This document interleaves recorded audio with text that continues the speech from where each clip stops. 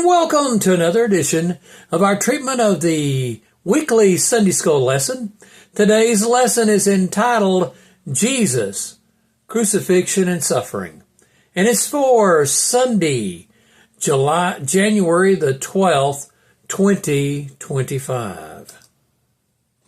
Now, I want to acknowledge that today's Sunday School lesson is taken from the Radiant Life Sunday School series published by the Assemblies of God.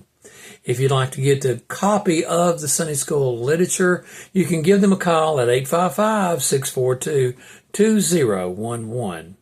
And I am not an employee of the publishing company, nor am I being compensated for that endorsement. Psalm 22, 1 through 3. My God, why have you forsaken me? Why are you so far from saving me from the words of my groaning? My God, I cried day by day, but you do not answer, and by night, but I find no rest.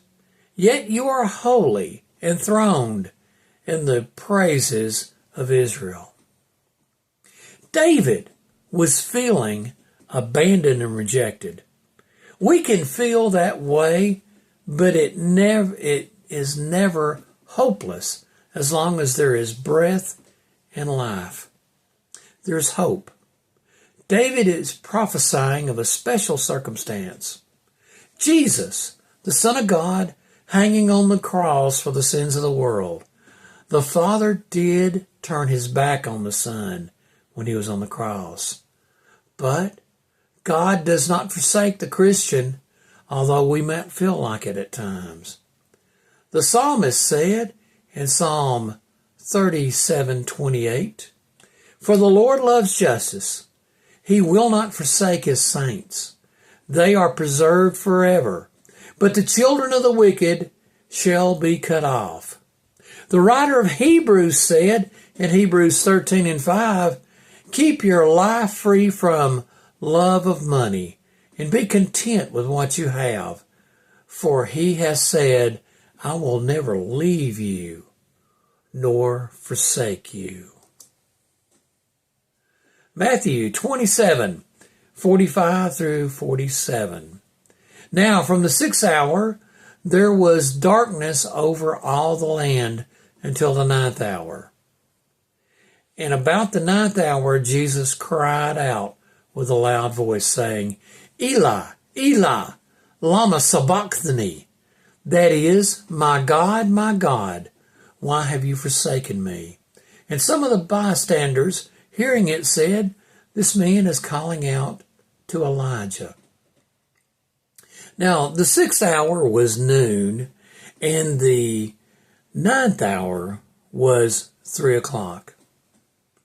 The Bible exactly quotes the words in Aramaic, which is the everyday language of the time, because it explains the confusion of the crowds. The phrase, my God, sounds like the name Elijah in Aramaic.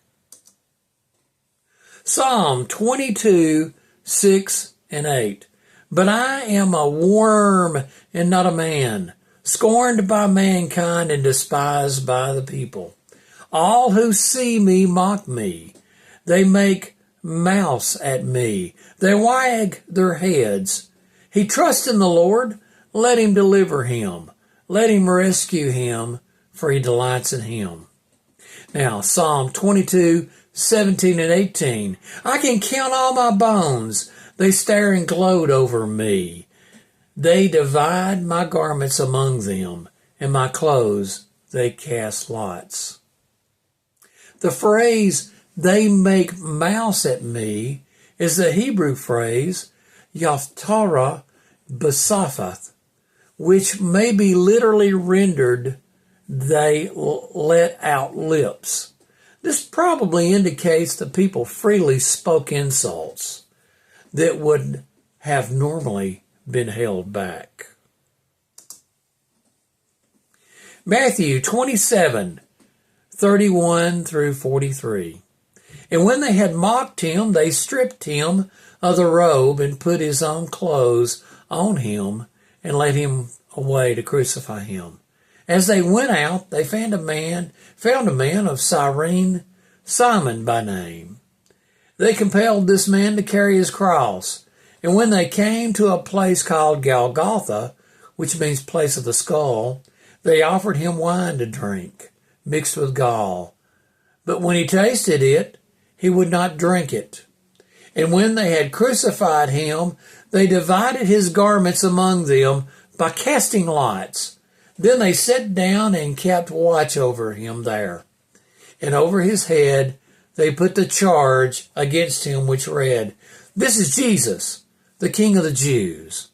The two robbers were crucified with him, one on the right and one on the left. And those who passed by derided him, wagging their heads, and saying, "You who would destroy the temple and rebuild it on 3 days, save yourself. If you are the Son of God, come down from the cross." So also the chief priest with the scribes and the elders mocked him, saying, "He saved others. He cannot save himself. He is the King of the Jews. Let him come down now from the cross, and he will deliver him. He trusts in God. Let God deliver him now, if he desires him. For he said, 'I am the Son of God.'" It was common practice for the executioners that they would receive the clothes of their victims. The Lord's clothes could not be divided without destroying the clothes, so they agreed to cast lots for his garment. A quick aside about casting lots. There are multiple times casting lots is mentioned in the Bible. It never is prohibited. However, this type of casting lots is not gambling. They're not making wagers and selecting winners. Gambling is unwise because folks get addicted to it and take money from their families and even sometimes lose their homes and grocery money. Also, after Matthias was selected as an apostle by lot, there are no more mentions of casting lots in the church to make a decision. Psalm 22:11 through 16. Be not far from me, for trouble is near. There is none to help. Many bulls encompass me. Strong bulls of Bashan surround me. They open their mouths at me like a ravening and roaring lion. I am poured out like water. All my bones are out of joint. My heart is like wax. It is melted within my breast. My strength is dried up like a potsherd. My tongue sticks to my jaws. You lay me in the dust of death. For dogs encompass me. A company of evildoers encircle me. They have pierced my hands and feet. The bulls of Bashan refer to a large and imposing animals in the very fertile area located east of the Sea of Galilee.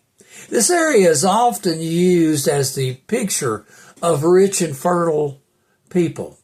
For example, Amos used the area to picture the fat cats in his day. In Amos 4:1, hear this word, you cows of Bashan, who are on the mountains of Samaria, who oppress the poor, who crush the needy, who say to your husbands, bring what we may drink. This is talking about the rich folks of the day of Jesus. John 20:24 through 29. Now Thomas, one of the 12, called the twin, was not with him when Jesus came. So the other disciples told him, we have seen the Lord. But he said to them, unless I see his hands and the mark of the nails, place my fingers into the mark of the nails, and place my hand into his side, I will never believe.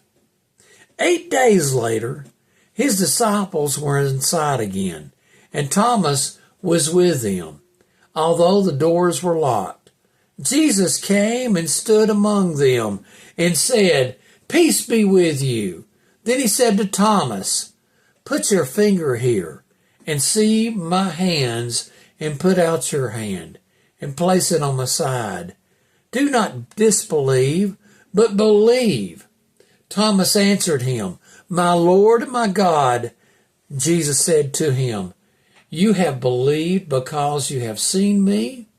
Blessed are those who have not seen and yet believed." Now, Thomas was definitely not a coward. He had encouraged the disciples to follow Jesus into Jerusalem before the crucifixion, even if it meant their lives. He just did not believe the report that Jesus was resurrected. He followed Jesus faithfully after he was convinced of that resurrection. We all need to follow his example. This is what Paul says in 1 Timothy 3:16. "Great indeed, we confess, is the mystery of godliness. He was manifested in the flesh, vindicated by the Spirit, seen by angels, proclaimed among the nations, believed on in the world, taken up in glory." Friends, believe in the risen Lord.